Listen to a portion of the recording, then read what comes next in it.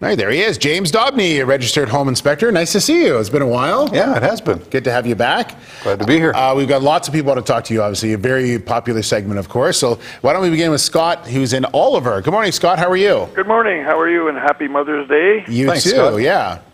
And, What's going on? My question is, I live in a basement suite. Okay. I've insulated everything. Everything's taped, double windows and plastic everywhere, and it's still cold. What kind of heating system do you have? I got a little heater, and I usually open up the stove and leave the fan running. Do you have forced air in the house? Is there a furnace? There is a furnace, but it doesn't work that well. Okay, what you might want to check for, Scott, is to see if you have a return air duct in the heating system at the floor level in your basement. No, there's none.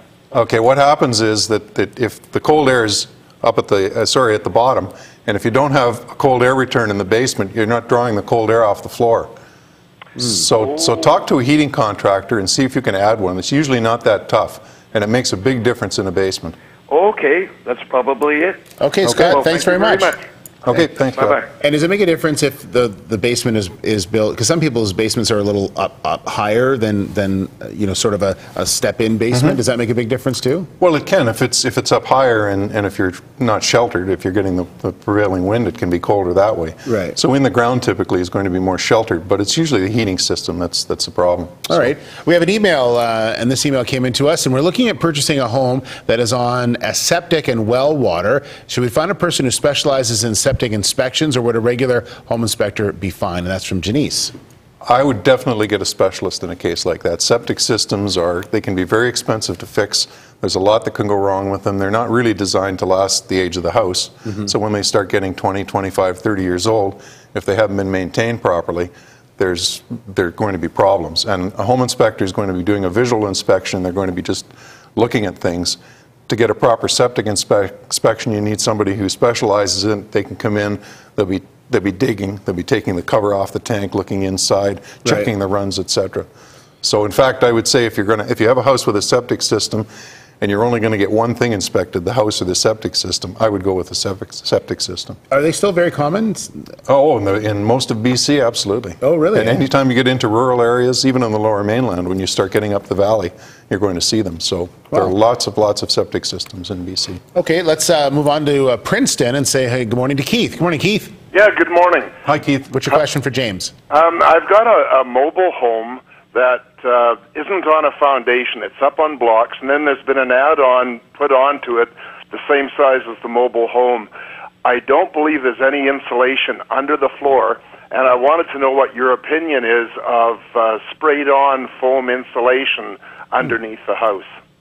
It should work fine. I mean, I don't know that it matters particularly what kind of insulation you use, but it should work. You're talking about insulating under the floor. That's correct, yes. Yeah, that's one option. The other option is you could enclose all the way around and insulate the perimeter and heat that. But probably in a case of a manufactured home with an addition, you're better off to insulate between the floor joists. Okay. But the spray and foam, get a contractor who does that so that they get the mixtures right for the foam and they do it properly. Excellent. Okay, Keith, thanks. Thank you very much. All right. We have another email question came in, and this is, we ripped up the carpet of our basement and found white powder coming through the cracks in the concrete. Uh-oh. Is this harmful? Do we need to jackhammer out the concrete? Debbie wants to know. I think jackhammering would be definitely something you don't want to be looking at doing. The white powder is called efflorescence. And what happens is when moisture goes into solution in concrete and then it dries out, it leaves that deposit behind. It's a mineral deposit. And it in itself is not harmful. It's an indication that there may be some issues with moisture underneath the concrete slab. So what I would suggest doing is checking your perimeter drains, making sure that they're clear. Contractors can come in and they can run a camera through them and make sure that where your downpipes come onto the ground, that the water goes away from the house.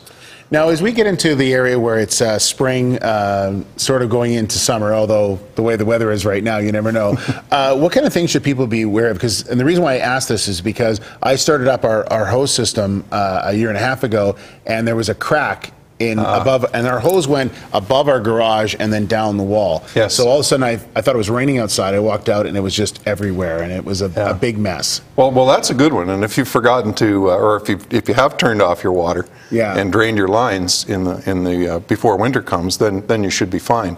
But if you didn't and it freezes, what can happen is that obviously when you turn the water back on, it's going to leak. So that would be one thing to look for.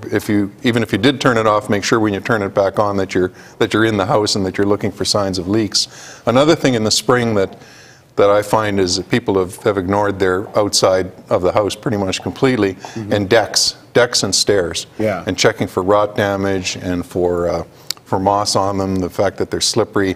Go around and do an inspection of the exterior of the house and pay particular attention to deck and stairs. Yeah.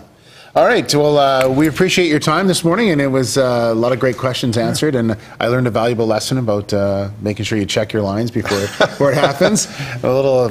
Could have been an expensive lesson. Yeah, it was just a little insulation, and that was it. It had to be repaired, but other than that, not too bad. So if you have more questions for James, you can reach him, of course, by calling the number on your screen, 604-942-8272, or go to his website. There's lots of great information on the website, jamesdobney.com, for more details. If you have a question for one of our Ask an Expert guests, you can email it to weekendnews@globaltv.com. Make sure you put the guest name in the subject box. Next week, Karen McSherry will be along in studio, so we look forward to that.